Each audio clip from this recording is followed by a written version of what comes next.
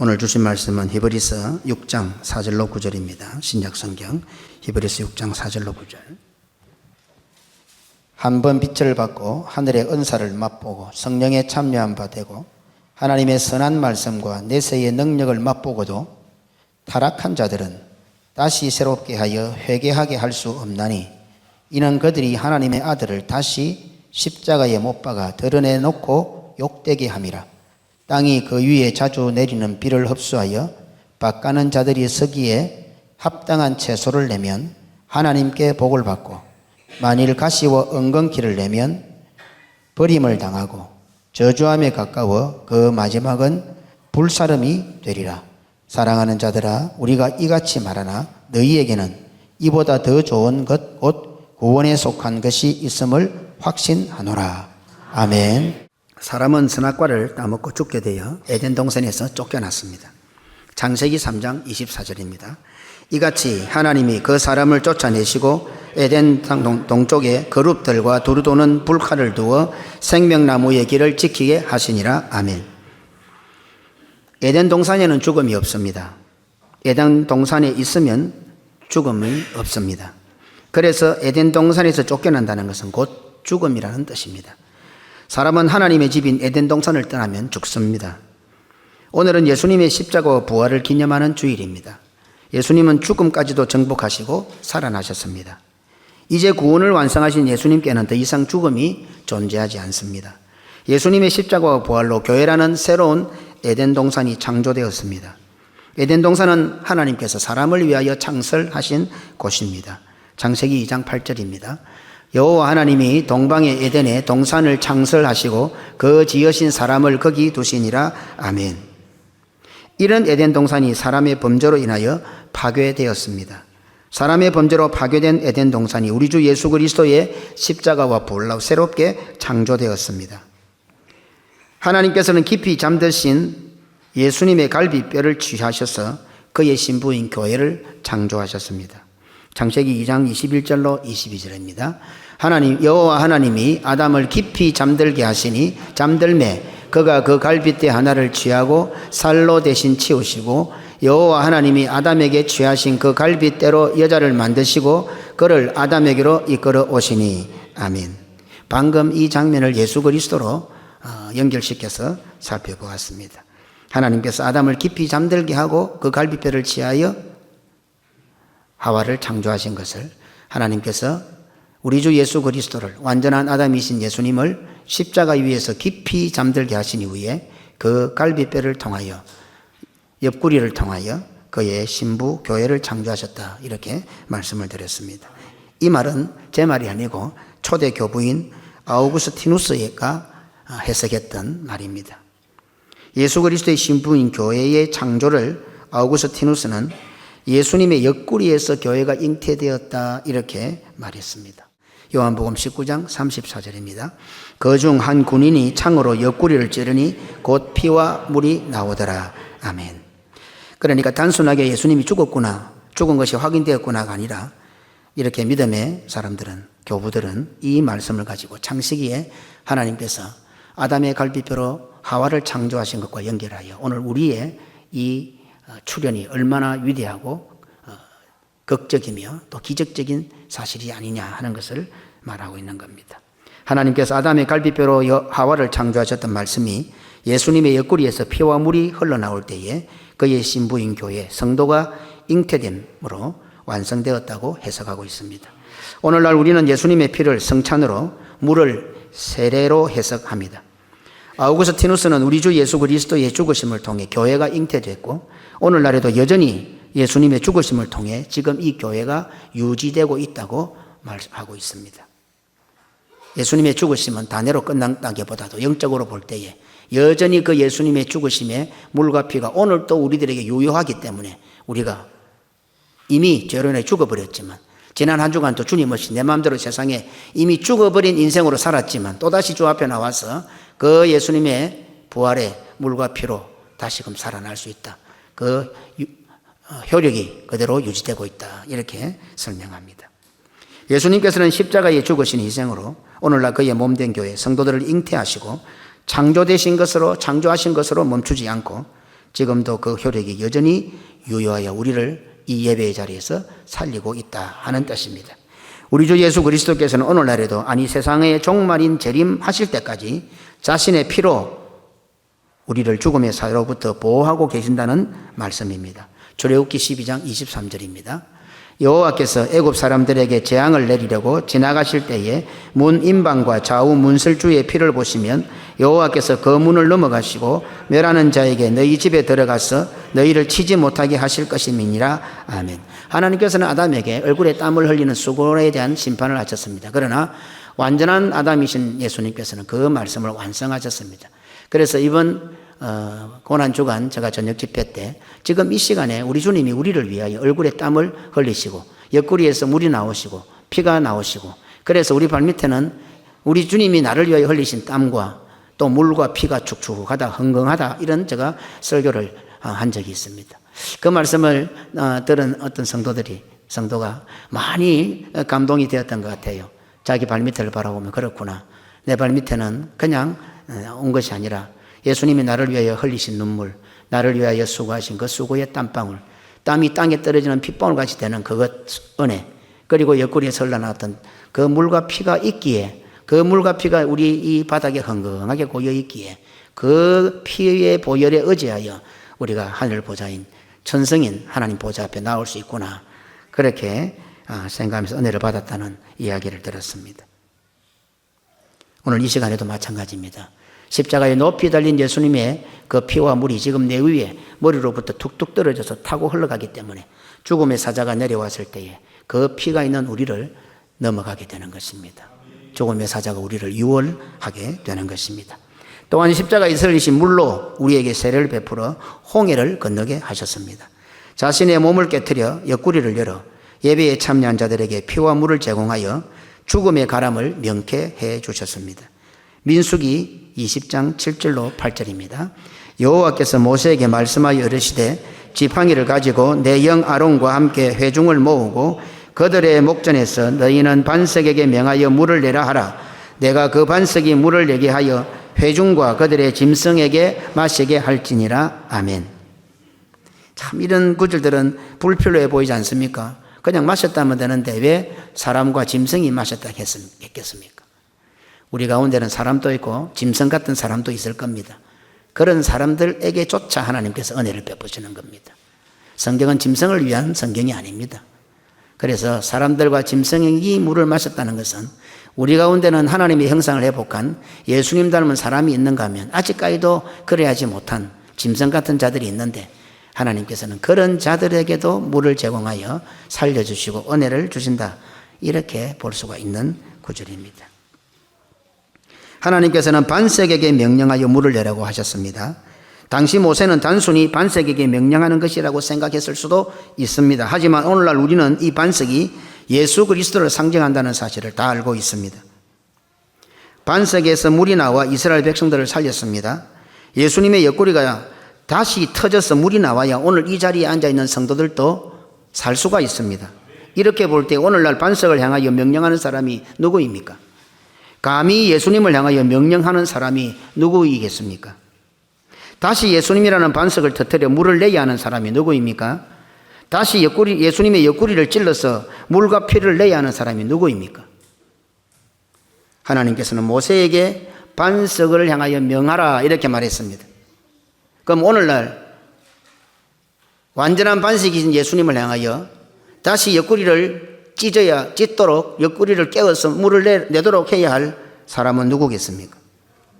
저는 성부, 성자, 성령님의 권위로 이 강단에 위임된 목사요, 목회자요, 말씀 사역자입니다. 하나님께서는 모세에게 반석에게 명하여 물을 내라고 하셨습니다. 오늘 하나님께서는 저에게 반석에게 향하여 물을 내라고 명하라고 말씀합니다. 장로님들을 비롯하여 모든 성도들도 오늘 우리 목사님의 설교가 반석에서 터져나오는 생수가 되게 해달라고 기도합니다. 이렇게 볼 때 제가 설교하는 것은 예수님의 옆구리를 창으로 찌르는 것과 똑같습니다. 목사가, 말씀 사역자가 설교를 했는데 성도들이 생명수를 마셨다고 하는 것은 다시 예수님의 옆구리를 찔러서 그곳에서 물과 피를 냈다는 말과 똑같습니다. 어떻습니까? 이렇게 설교를 들여다보니, 이렇게 설교자를 바라보니 좀 다르다는 생각이 들지 않습니까? 설교가 듣기 싫습니까? 설교가 귀에 안 들립니까? 그래서 설교 시간에 딴짓하고 계십니까? 그런 당신을 위해서 지금 저는 목숨을 걸고 지성소로 들어가고 있습니다. 감히 목숨을 걸고 예수님이신 반석을 향해서 명령을 합니다. 일개 사람인 주제에 감히 창조주 우리 주 예수 그리스도를 향하여 명령합니다. 저는 다시 로마 병정이 되어서 창을 들고 예수님의 옆구리를 찌르고 있습니다. 딴짓하는 당신 때문에 말입니다. 방금 홍해를 갈라 출애굽시켜 주신 구원의 은혜를 누렸으면서도 물벽 사이로 건너온 감동이 채 가시지도 않았는데도 물이 없어 목말라 죽게 되었다고 원망하는 당신을 위해서 저는 로마 병정처럼 창을 들고 예수님의 옆구리를 찌르고 있습니다. 들어가면 나오지 못할 수도 있는 지성소를 향해서 들어가고 있습니다. 우리 주 예수 그리스도께서는 지금도 도살장에 끌려가는 침묵의 양처럼 오히려 저 앞에 자신의 옆구리를 내어주시며 이 허접한 목사가 쑤셔넣는 창끝을 묵묵하게 받아들입니다. 그리고는 애굽으로 돌아가자고 원망불평하며 딴짓을 하고 있는 당신을 위해 우리 주 예수 그리스도께서는 옆구리의 상처가 아물기도 전에 또 다시 자신의 옆구리를 찢으시고 피와 물을 쏟아 부어주고 계십니다. 설교가 마음에 들지 않으신다고요? 설교가 은혜가 안 되신다고요? 설교하는 스타일이 거북하시다고요? 우리 고신교회 예배가 시대에 뒤떨어진다고요? 영혼이 목말라 죽은 상태입니다. 목회자가 설교하는 것은 반석을 향하여 명령하는 시간입니다. 여러분들에게 설교하는 것 같지만 궁극적으로 이거 해본데 무슨 소용이 있겠습니까? 결국 주님 앞에 간청하는 겁니다. 다시 주님의 옆구리가 터져서 물과 피가 나와야 성도들이 사니까, 반석이 깨져서 거기에서 생수가 나와야 우리가 사니까, 마치 하급신하가 왕명을 받아 자신보다 훨씬 높은 상급자에게 왕의 권위로 명령하는 것처럼 오늘 감히 일개 목사가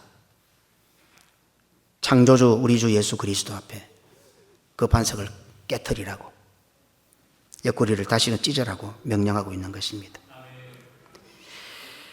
그렇다 해도 감히 일개 목사인 목회자인 제가 반석을 향하여 우리 주 예수 그리스도를 향하여 명령한다는 표현이 말이나 됩니까?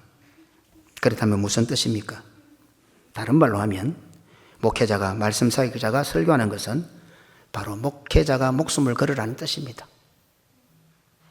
오늘 사랑하는 후배들, 오목사, 조목사, 또 김조사, 또 앞으로 신학을 할 사람들, 이 정신 가지지 않으면 목사가 안 됩니다. 설교하는 것은 목숨을 거는 겁니다. 내가 목숨을 걸어야 됩니다. 이 눈치 저 눈치 봐가지고 무슨 설교를 하겠어요? 제일 중요한 게 뭐냐면 자기 눈치 보는 겁니다. 우리 목회자들 잘 알아야 됩니다. 장로 눈치 본다고, 집사 권사 눈치 본다고, 다들 그런 핑계를 대요. 알고 보면 자기 눈치 보는 거예요. 목사들이 자기 눈치를 제일 많이 봐요. 그거보다 더 많이 보는 것은 마누라 눈치겠지만 정신 바짝 차려야 됩니다. 오늘 모세가 반석을 향하여 명령하는 것, 오늘 이 일개 목사가 감히 하나님이신 예수를 향하여 명령하는 것은 다른 말로 하면, 목사들아 네가 목숨 걸어라, 네가 목숨을 걸 때 성도들이 산다, 이 말과 똑같습니다. 목회자가, 말씀 사역자가 고신교회를 위임받아 고신교회 강단에서 설교한다는 것은 목숨을 걸고 지성소로 들어가는 행동이라는 뜻입니다.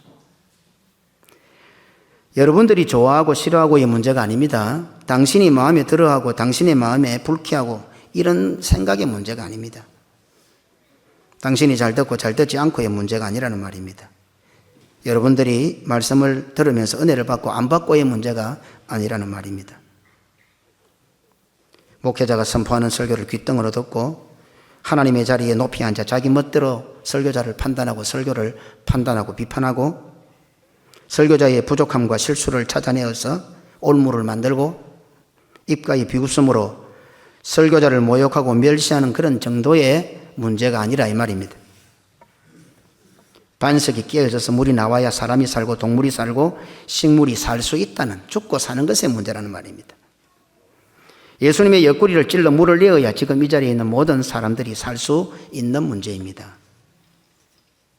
어떻습니까? 이렇게 설교하는데도 설교하고 하는데 딴 생각, 딴 짓을 하고 계십니까? 설교하는 목사가 웃어 보이고 설교 내용이 가소로워서 비웃고 계십니까? 지금 우리가 살아가는 세상과 동떨어진 세상 물정 모르는 그런 어리석은 말처럼 귀에 들립니까? 지금 제가 감히 반석을 향하여 목숨을 걸고 명령하고 있기에, 목숨을 걸고 지성소로 들어가고 있기에 그나마 지금 당신의 호흡이 유지되고 있다는 것을 기억하시기 바랍니다. 아우구스티누스는 하나님께서 아담의 옆구리에서 하와를 창조하신 사건을 우리 주 예수 그리스도의 십자가의 죽으심을 통해 우리 주 예수 그리스도의 신부인 교회가 창조된 것을 해석하고 있습니다. 하나님께서 하와를 창조하실 때에 아담을 깊이 잠들게 하셨던 것이 하나님께서 완전한 하인 교회를 창조하실 때에 우리 주 예수 그리스도를 십자가 위에서 깊이 잠들게 하신 것으로 완성이 되었습니다. 그게 바로 십자가의 죽음입니다. 깊이 잠든 아담의 갈비뼈로 하와를 창조하신 것이 우리 주 예수 그리스도의 옆구리에서 물과 피가 터져나올 때에 교회가 잉태된 것으로 완성하셨습니다. 그리하여 완전한 하와이며 완전한 에덴 동산인 교회, 오늘 이 자리에 있는 성도들이 창조가 되었습니다. 뱃속에서 어린아이가 나올 때 자기 신분이 어떤지 알고 나오는 아이가 있겠습니까? 내가 왕족으로 태어났다, 혹은 내가 천민으로 태어났다, 내가 상놈으로 태어났다. 엄마 뱃속에서 나오는 아이들이 뭐 자기 신분이나 자기 위치를 아는 아이가 하나도 있겠습니까? 마찬가지로 오늘 우리도 이 땅에 태어났지만, 예수 그리스도의 신부로 태어났지만, 교회로 이 땅에 왔지만 모르는 거예요. 지금도 교회 와서 평생을 살아도 자기 신분을 모르는 사람들도 있어요. 그와 같은 것입니다. 그러니 구원은 전적인 하나님의 은혜입니다. 이렇게 볼 때 예수님의 부활을 기념하며 지키는 오늘 주일은 우리가 교회가 창조된 날을 기념하는 것과 같습니다. 우리의 생일이 아닙니다. 우리가 창조된 날입니다. 우리가 태어난 날이라기보다도 어쩌면 우리가 창조된 날을 기념하는 날이 바로 부활주일입니다. 물론 외형적으로 볼 때는 그게 잘 눈에 보이지 않습니다. 하지만 영적으로 볼 때에 오늘 우리는 예수님의 부활에 참여하여 우리가 새롭게 창조된 것입니다. 선악과를 따먹은 사람은 에덴 동산을 쫓겨남으로 반드시 죽게 되었습니다. 그렇다면 이 말씀도 우리에게 적용해 보십시다. 오늘날 성도들이 완전한 에덴 동산인 교회에서 쫓겨나면 죽습니다. 우리는 고신교회 성도들입니다. 그러면 고신교회 성도들은 고신교회는 우리들에게 주어진 예수님의 죽으심과 부활로 새롭게 창조된 완전한 에덴 동산이며 공회입니다. 그러면 고신교회 성도들이 고신교회에서 쫓겨나면 죽습니다. 꼭 기억하십시오. 내 발로 걸어나가는 거 아닙니다. 영적으로 교회에서 쫓겨난 것입니다. 죽은 상태입니다. 반드시 죽습니다. 선악과를 따먹었기에 에덴 동산에서 쫓겨난 것처럼 고신교회에서 선악과를 따먹기 때문에 고신교회에서 쫓겨난 것입니다. 목사가 쫓아내었다고요? 영적인 측면에서 신앙적인 의미에서 그 말도 맞습니다. 목회자는 곁에 있는 소자들을 실족해 하는 자를 찾아내어서 교회에서 쫓아내어야 합니다. 그런데 목사가 그런 용기가 없습니다. 그런 용기가 없어요. 저 사람이 있어서 교회가 어렵고 다른 성도들이 힘들어하는데 콕 집어서 쫓아내야 되는데 그런 용기가 없는 거예요. 비겁한 거죠, 목사가. 동시에 하나님 아버지께서는 목사의 생각과 달라서 혹시 알곡이 다칠 수도 있으니 가라지라도 그냥 두어라, 이렇게 말씀하실 때도 있다는 겁니다. 그래서 목회자는 이 두 갈림길에서 항상 고민하고 십자가를 지고 있는 겁니다. 옆에 성도들이 신앙생활을 잘 못하고 옆에 성도들이 실족하는 모습을 보면 그 가라지를 뽑아가 내버려야 되는데 쫓아내지는 못하겠고, 또 그거 뽑다가는 알곡도 뽑을까 싶어서 또 걱정이 되고, 결국은 목회자에게 고난이요 십자가가 되는 겁니다. 그래서 교회의 모든 문제는 결론적으로 저것끼리 싸워도 그 결과가 목사에게로 짐이 넘어오게 되어 있는 겁니다. 왜요? 우리 예수님께서 그래 하셨기 때문에. 예수님께서. 어쨌든 성도가 교회를 나가는 것은 영적으로 죽는 것입니다. 그래서 성도는 당회의 지도를 받아 올바른 방법으로 임명증을 받아서 우리의 주님의 몸된 교회인 다른 교회로 이사갈 수는 있습니다. 정당한 방법이 있습니다. 무조건 고신교회만 있어야 되는 것은 아닙니다. 하나님의 뜻을 따라 옮길 수도 있습니다. 그러나 제멋대로 옮기면 교회에서 쫓겨나는 겁니다. 제멋대로 기분 나쁘다고 교회 나간 사람들 다 교회에서 쫓겨난 사람들입니다. 일단은 영적으로 죽은 사람들입니다. 반드시 죽습니다. 그러나 여러 가지 형편과 또 하나님의 뜻과 일들을 위해서 옮겨야 될 사람들은 교회가 정한 법을 따라 당회의 지도를 받아서 정당하게 임명증을 받아서 다른 교회로, 그 교회도 우리 주님의 교회입니다. 그렇게 이사할 수가 있습니다. 예수님은 머리요 우리는 그의 몸인데 몸이 머리에서 잘려나가면 말할 필요도 없이 죽은 것입니다. 교회를 나가기 전부터 어쩌면 이미 죽음과 같은 신앙생활을 했을 가능성이 많습니다. 고신교회 성도가 고신교회를 나가려고 마음을 먹으면 그때부터 이미 죽은 겁니다. 무슨 신앙생활이 재미가 있겠습니까? 무엇은 즐거움이 있고 기쁨이 있고 감사가 있겠습니까? 틈만 나면 어떻게 하면 나갈까 그 고민을 하고 있는데 그렇잖아요. 이미 죽어버린 겁니다. 교회 나가기도 전에 죽어 있는 상태입니다. 얼마나 불행합니까? 얼마나 안타깝습니까? 여기에 무슨 우리의 유익이 있다고. 주님의 몸된 교회 와가지고 행복이 없으면 성도들 그것만큼 불행한 것이 없습니다. 주님의 몸된 교회를 우습게 여기거나 자신의 기분과 감정과 기준에 따라 마음에 따라 원망불평하는 것은 자신 스스로 죽음을 자초하는 행동이며 자신 스스로를 매우 비참하고 불행하게 만드는 행동임을 명심하시기 바랍니다. 설교는 기분 좋고 안 좋고의 차원이 아닙니다. 내 기도가 응답받고 안 받고의 차원도 아닙니다. 내 마음에 맞고 안 맞고의 차원도 아닙니다. 내 기분이 좋고 안 좋고의 차원도 아닙니다. 설교를 잘한다 못한다의 차원도 아닙니다. 설교자들 반드시 기억하십시오. 설교 잘한다 못한다 그 미혹에 잘 넘어갑니다. 칭찬이 독이 될 수도 있습니다. 자기 스스로도 저도 여기에서는 예외가 아닙니다. 설교는 잘한다 못한다의 차원이 아닙니다. 물론 잘하려고 노력은 해야 됩니다. 설교하는 자들이나 설교를 듣는 자들 반드시 알아야 됩니다. 설교는 사느냐 죽느냐의 문제입니다. 반드시 반석에서 생수가 터져야 삽니다. 반석에서 생수가 터지지 않으면 죽습니다. 사람도 동물도 식물도 다 죽습니다. 그래서 저는 부교육자들과 함께 이야기할 때에 간혹 그런 표현을 씁니다. 이해하기 좋게. 우리가 주일날 적어도 공예배일 때, 오전 공예배나 오후 공예배나 성도들이 함께 예배 드릴 때, 이럴 때는 우리 목사들이, 설교자들이 홈런을 쳐야 된다. 물론 2루타도 칠 수 있고 3루타도 칠 수 있지만 가급적이면 홈런을 쳐야 된다. 이런 표현을 들기도 합니다. 그것은 무슨 뜻입니까? 반석을 깨트려야 한다는 겁니다. 히브리서 기자는 이러한 성도들의 신앙생활을 매우 무서운 표현으로 경고하고 있습니다. 히브리서 6장 4절로 5절입니다. 한 번 빛을 받고 하늘의 은사를 맛보고 성령에 참여한 바 되고 하나님의 선한 말씀과 내세의 능력을 맛보고도, 무슨 말입니까? 오늘 이 자리에는 우리들을 말합니다. 예수 믿어 구원받은 백성들을 말합니다. 오늘 사도의 신앙 고백을 하면서 신앙 고백을 하고 주의 은혜에 참여하는 구원받은 백성들을 뜻합니다. 그러니 오늘 이 자리에 앉은 우리 모두들은 빛을 받아 하늘의 은사를 맛보았던 자들이요 성령에 참여한 자들입니다. 하나님의 선한 말씀과 내세의 능력을 이미 우리는 맛본 자들입니다. 그리고는 히브리서 기자는 창세기의 사건을, 하나님께서 아담을 저주하실 때 하셨던 그 말씀, 창세기의 사건을 다시 히브리서까지 쭉 당겨옵니다. 하나님께서 아담에게 먹으라고 명하신 채소를 가지고 옵니다. 선악과 따먹은 결과 땅이 저주받아 발생한 가시덤불과 은근키를 히브리서 기자는 가지고 옵니다. 오늘 예배에 참여한 성도들은 농부에게, 주인에게 합당한 채소를 내어라고 히브리서 기자는 강조합니다. 그런데 성도가 채소를 내지 않고 가시와 은근키를 내면 저주에서 가까워져서, 지금은 하나님께 붙어 있다가 은근키를 내면 하나님과 멀어지고 저주에 가까워져서 불살라질 수도 있다. 히브리서 기자. 히브리서 기자가 누군지는 잘 모르지만 대부분 또 사도 바울로 보기도 하잖아요. 오늘 히브리서 기자는 그렇게 경고합니다. 히브리서 6장 7절로 8절입니다. 땅이 그 위에 자주 내리는 비를 흡수하여 밭가는 자들이 서기에 합당한 채소를 내면 하나님께 복을 받고, 만일 가시와 은근키를 내면 버림을 당하고 저주함에 가까워 그 마지막은 불사람이 되리라. 본문을 거대한 두부사의 방송실에, 참 재미있는 표현입니다.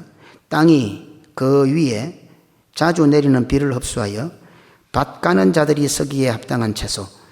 그냥 하나님께서 보시기에 합당한 채소라 하면 좋을 것 같은데 여기는 밭 가는 자들과 그 다음에 뭐가 나옵니까? 하나님께 복을 받고. 밭 가는 자들과 하나님께 복을 받고가 조금 다릅니다. 그런 의미에서 말씀을 전하는 자가 밭 가는 자일 수도 있습니다. 그래서 수온제도가 등장합니다. 곡식을 밟았던 소의 입에 망을 세우지 마라. 소가 지를 위해서 밭을 가느냐? 아니다. 주인을 위해서 밭을. 또 그런 말씀이 수온제도의 말씀이 그대로 등장하는 것 같습니다. 밭 가는 자들이 쓰기에 합당한 채소를 내면 하나님께서 복을 주십니다. 성도들은 밭 가는 목사가 보기에 합당해야 됩니다. 어떻게 고신교회 다니면서 고신교회 목사한테 합당하게 보이지 않은 성도가 신앙생활 잘한다고 생각합니까? 그게 바른 신앙이에요? 당신들은 이 목사에게 합당해 보여야 돼요. 제가 이단을 가르치지 않고 제가 예수 그리스도를 가르치지 않고 말씀대로 사는 한 하나님께서 지금 뭐라 그랬어요? 여기 있는 장로님들도 집사님들도 권사님들도 모든 성도들은 목사에게 합당한 사람들이 돼야 돼요. 밭 가는 자가 쓰기에 합당한 채소들이 돼야 돼요. 합당한 채소. 지 맘대로 채소가 나오고 있어요. 지 맘대로 식물이 날아오고 있어요. 딱 성경에 그래 되어 있잖아요. 수온제도까지 등장하는 본문입니다. 오늘 예배에 참여한 성도들은 이미 채소를 예대했습니다. 이미 채소를 먹어본 사람들입니다. 지금도 하늘의 양식인 말씀 채소를 공급받아 먹고 있습니다. 의식하든 의식하지 못하든 오늘 하나님께서는 나에게 하늘의 채소를, 하늘의 양식을 먹이고 계십니다. 그리고 우리는 조금 후에 성찬에 참여하여 예수님의 몸 완전한 채소를 먹게 될 것입니다. 지금도 예배의 자리에 참여하여 완전한 반석인 예수의 몸에서 깨어져 뚫어진 옆구리를 통해서 흘러나오는 생수를 마시고 있습니다. 그래야 삽니다. 우리는 모르지만은 그게 영적으로 지금 반석이신 예수님이 깨어져서 반석이신 예수님의 옆구리가 깨어져서 거기에서 물과 피가 나와서 그 물이 우리에게 주어지니까 사람도 살고 짐승도 살고 있는 겁니다. 동시에 우리는 우리 주 예수 그리스도의 몸이 되어 하나님께서 일구라고 하셨던 밭을 성취하고 완성하고 있습니다. 이게 우리가 그리스도의 몸이라 그러잖아요. 그럼 우리가 밭이 되는 겁니다. 그렇다면 나는 농부이신 하나님을 기쁘시게 하는 하나님께서 복 주시겠다고 하신 그 채소를 내고 있는가? 아니면 밭 가는 자에게 합당한 채소를 내고 있는가? 살펴보아야 합니다. 더 나아가서 예수 그리스도의 몸된 교회라는 밭에서 나라는 자라나고 있는 채소를 먹고 있는가? 한 끼를 굶어도 두 끼를 굶어도 배가 고프지 않습니까? 밥을 굶는 금식은 한데 요즘 커피를 안 먹는 금식은 더 힘들다고 합니다. 커피 한 잔을 안 먹어도 멘붕에 빠지는데 어떻습니까? 나는 하늘 백성이요 하나님의 자녀요 성도라고 하는데 하나님께서 공급하시는 음식을 먹고 계십니까? 하나님께서 주시는 생수를 마시고 계십니까? 우리는 예수님의 몸이 밭이 되었습니다. 어떻습니까? 어떤 채소를 내고 있습니까? 오염되지 않았습니까? 오염된 거가 안 같습니까? 아이고, 뭐 교회보다 더 좋은 언덕에다가 공기 좋은 데다가 지금 뭐 채소를 심어놨는데요. 그런 성도들도 있어요. 고신의 성도들은 이 고신의 밭에 있어야 안전하고 이 고신의 밭에서 나는 채소라야 곡식을 밭을 가는 자에게 합당하고 하나님께서 복을 주신다는 사실을 꼭 기억하시길 바랍니다.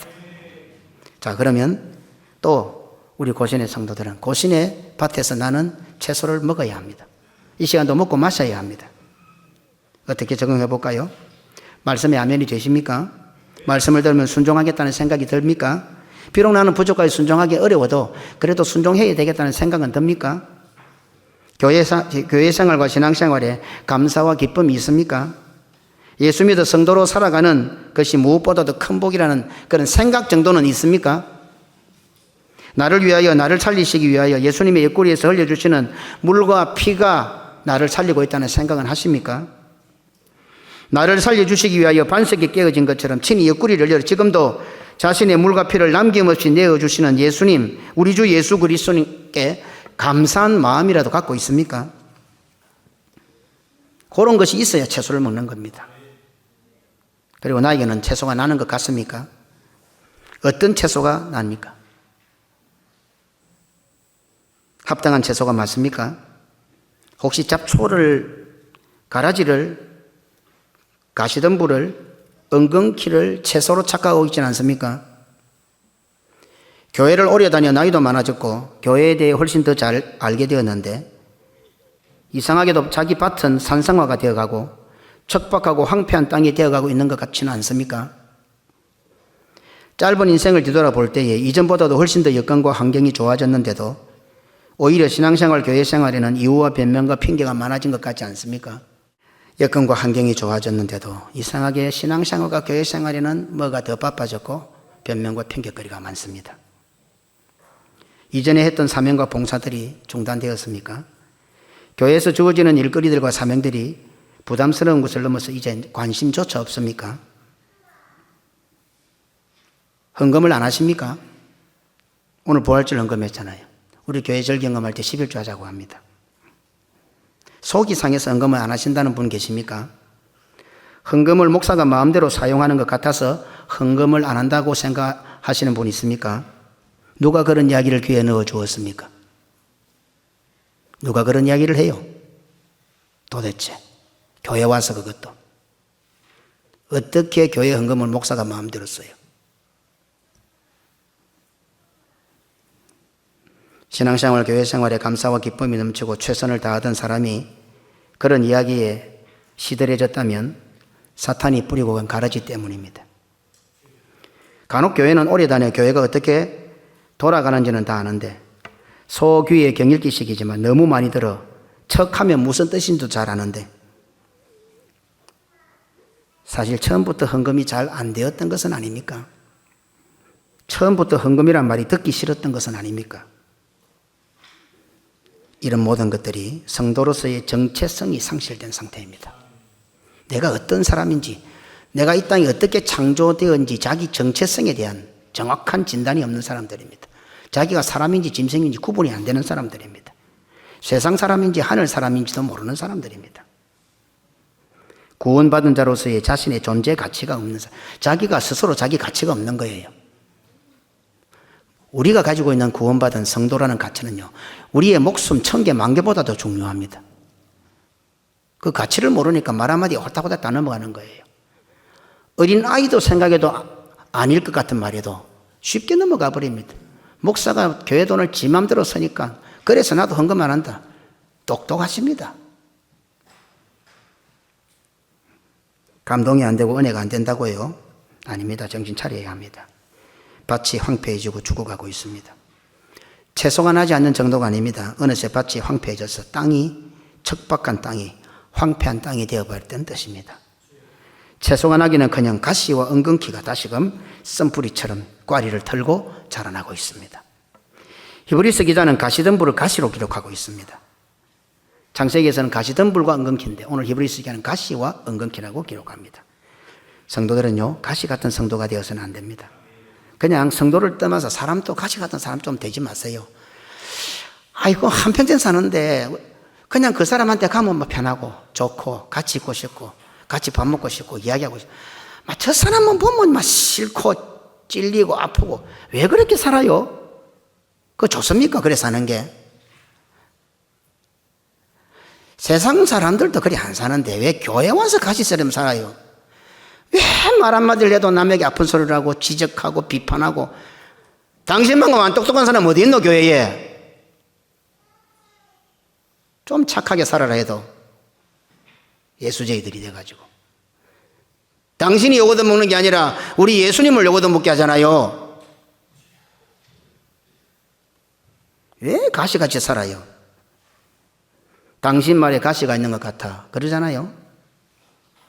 성도가 교회 생활에서 가시 같은 짓을 하면 그 가시로 성도들의 머리에 가시관을 씌우는 것입니다. 그리고 그 가시를 가지고 결국 어떻게 됩니까? 예수님의 머리에 가시관을 다시 세우는 겁니다. 내가 가신 거예요, 내가. 옆에 있는 성도들을 찌르고 옆에 있는 성도들 머리에 가시관을 씌운 것을 넘어서 결국에는 내가 가시관이 되어서 예수님의 머리에 가시관을 다시 세우는 결과가 된다 이 말입니다. 더 중요한 것은요, 그 가시가 남을 찌르는 것 같죠. 결국은 지 눈을 찌릅니다. 꼭 기억하십시오. 오늘 하나님 앞에 기도하세요. 스스로 착각하지 마시고 우리 모두 다 가시 같은 인생 아닙니까? 하나님, 내 속에서 가시를 빼어달라고 기도하세요. 좀 살면서 주일 하루라도 만나가지고 손잡으면 좋고 푸근하고 위로가 되고 저 멀리서 봐도 막 벌써 가시가 찔러온다. 보기 싫다 막. 인상 딱 쓰고. 왜 그래 살아요? 교회 와가지고. 그게 예수님이에요? 그게 예수 믿는 거예요? 그게 신앙생활이고 교회 생활이에요? 그게 부활을 체험한 성도들이에요? 그래가 천국 가겠어요? 천국 가가지고 영원토록 가시할 거예요? 오늘 한번 기도하고 부활주일날 하나님, 오늘 내가 나는 좋은 뜻으로 했는데 남들이 볼 때 나는 가시 같지 않았습니까? 근데 문제는 뭐 성경에 회개가 안 된다 했어요. 이게 답이 없는 거예요. 회개가 안 된다는 거예요. 회개가 한번 이렇게 구원의 은혜를 맛보고 가시와 엉겅퀴를 내면은 이런 사람은 회개가 안 된다니까. 이게 설교 준비하는 사람이 답이 없는 거예요.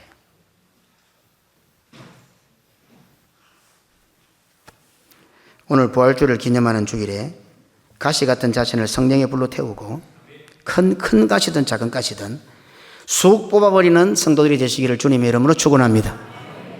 자기에게도 안 좋고 남에게도 안 좋은 좀 가시 좀 뽑읍시다. 그런데 그게 지 힘으로 안 되니까. 그렇지 않으면 결국 예수님의 머리를 찌르고 다시 예수님을 십자가에 못 박는 사람이 됩니다. 마태복음 27장 29절입니다.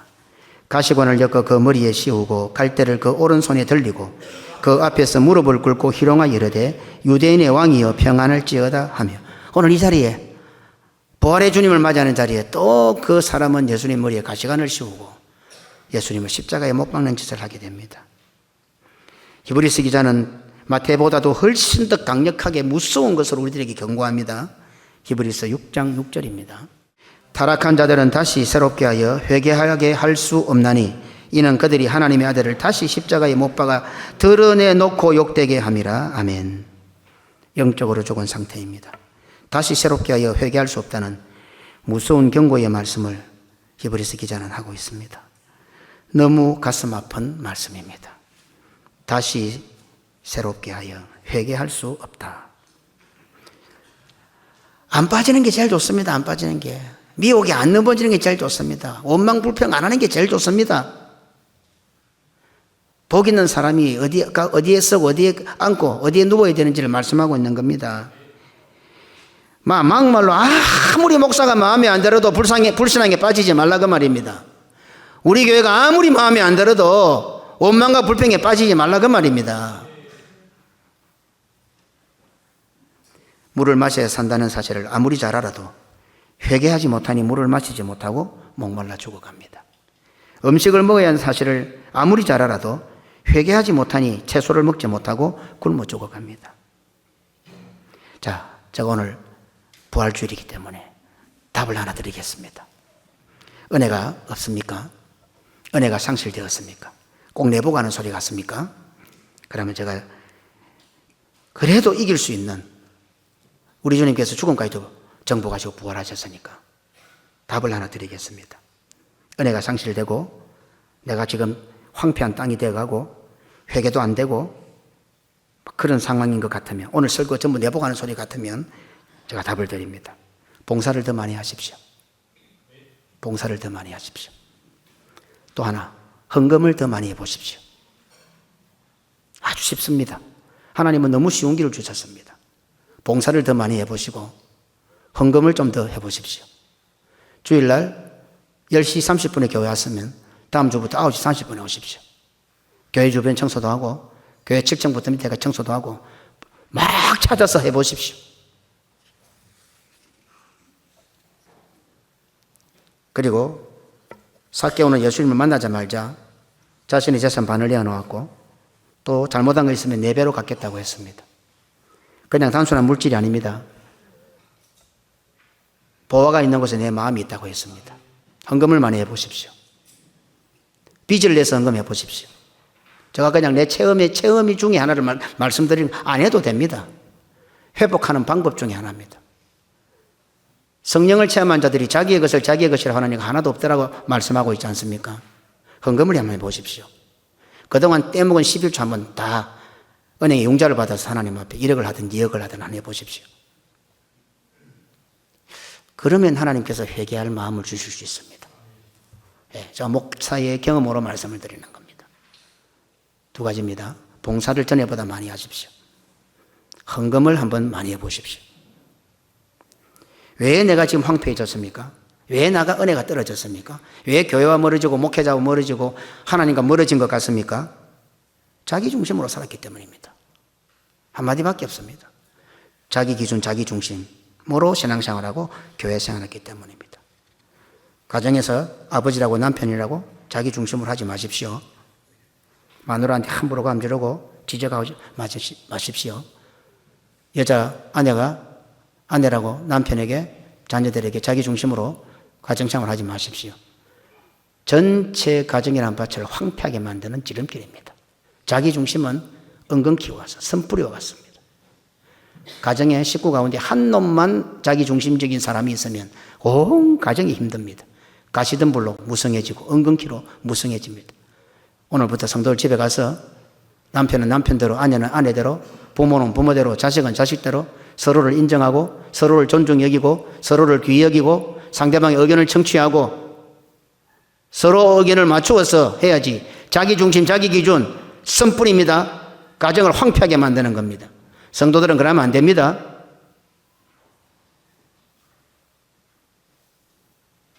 성도가 교회생활, 신앙생활, 자기 중심으로 하지 않는 유일한 방법을 하나님께서는 가르쳐 주셨습니다. 그것이 바로 교회와 당회의 다스림을 받는 겁니다. 우리는 어쩔 수 없이 자기 중심으로 살아갑니다. 신앙생활 한다면서 자기 중심으로 할 수밖에 없어요. 자기 기준 가지고 할 수밖에 없어요. 그러나 하나님께서 가르쳐 주신 유일한 방법, 교회를 세우신 방법이 뭔가 하면 우리가 자기 중심적으로 하다 보면 선악과를 따먹게 되어 있는데 그것을 따먹지 않는 유일한 방법이 교회의 지도와 당회의 다스림을 받아라 그 말입니다. 그리고 목사의 가르침에 순종하는 것입니다.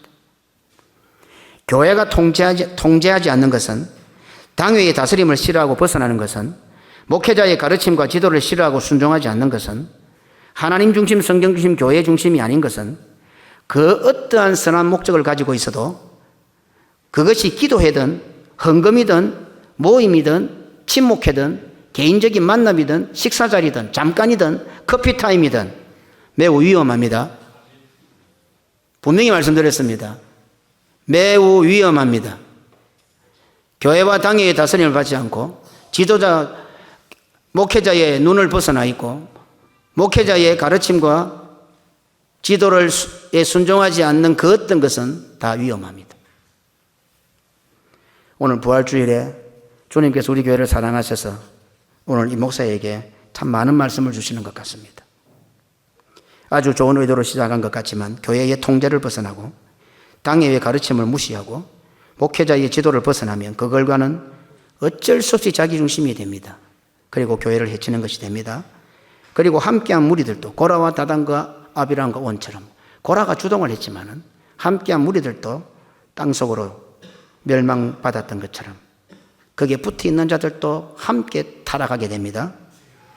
더 무서운 것은 회개하지 못하게 되고 영혼이 죽어갑니다. 오늘 히브리서 기자의 경고입니다. 오늘 부활주일날 오늘 이 답답한 가슴을 안고 뭔가 또 돌파구가 있어야 되겠는데 그래서 제가 기도하다가 설교 준비하다가 여러분들에게 제시하는 것이 딱 이겁니다. 더 봉사 많이 하십시오. 헌금을 많이 해보십시오. 교회와 당회의 다스림과 목회자의 지도와 가르침은 삼위 하나님께서 마지막 때 예수님께서 재림하실 때까지 성도를 보호하시는 유일한 방법입니다. 그래서 교회를 그의 몸된 교회라고 표현합니다. 그것을 한마디로 표현하면 교회 중심, 예배 중심입니다. 코로나를 겪으면서 이것이 무너졌습니다. 교회 전체적으로 한번 휘청거렸습니다. 성도들의 사고방식에서도 무너져 버렸습니다. 설교자들, 목회자들부터가 무너졌습니다. 교회 중심, 예배 중심이 이제 파괴되어 버렸습니다. 그러다 보니 이미 감염된 성도들이 많습니다. 아니, 의외로 많은 성도들이 거짓말에 속아 실족되고 감염이 되어버렸습니다. 많은 성도들이 본인도 모르는 영적 중병을 앓고 있습니다. 알코올 중독자가 알코올을 끊는 것보다 영적 중병은 더 어렵고 그 후유증이 심각합니다. 마약 중독자들이 마약을 끊는 것 가끔씩 볼 때 얼마나 목숨을 거는 것보다 치열하지 않습니까? 그러나 영적 중병은 그것보다 더 어렵고 후유증은 더 심각합니다.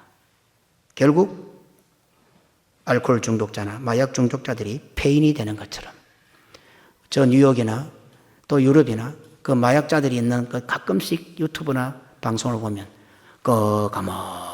이래 있지요. 그거는 그나마 괜찮은 사람들입니다. 성도가 영적으로 중병을 하려면 결국 영적 폐인이 됩니다. 오늘 예수님의 부활을 기념하는 주일은 그러한 병에서 고침을 받는 특별 처방을 받는 날입니다. 특별 처방. 전적인 하나님의 은혜로 부활의 능력으로 고침을 받지만 하지만 그 과정에서 오는 고통은 감내해야 됩니다. 알코올 중독을 벗어날 때에, 마약 중독을 벗어날 때에 나중에 이기지만 이기기까지 그 과정 고통은 어떻습니까? 본인이 감내해내야 됩니다. 감당해야 됩니다. 예수 그리스도의 부활은 황폐해진 밭을 다시 개간하고 가시덤불과 은극회를 제거하여 채소를 수확할 수 있도록 하는 절호의 기회가 됩니다. 오늘은 우리에게 절호의 기회입니다. 하나님께서 마치 광복절 특사를 임명하듯이 부활절 특사를, 부활절 특식을, 부활절 특권을 우리에게 지금 부여하고 있습니다. 이 예배의 자리에 참여하여 예수님의 부활을 기념하는 모든 성도들 단 한 사람도 빠짐없이 천국의 밭으로 회복되시기를 주님의 이름으로 축원합니다. 성령의 담비를 듬뿍 받아 하나님께서 기뻐하시는 합당한 채소를 내는 남은 인생을 사는 성도들이 되시기를 주님의 이름으로 축원합니다. 예수님의 부활로 완성된 천국의 채소를 먹고 남은 여생은 어떤 원망도, 어떤 불평도, 어떤 악한 사탄의 미혹되에게도 넘어가지 않고 100년도 안 되는 짧은 인생 영육간에 강건하게 살아가는 고신의 성도들이 되시기를 주님의 이름으로 축원합니다. 아멘.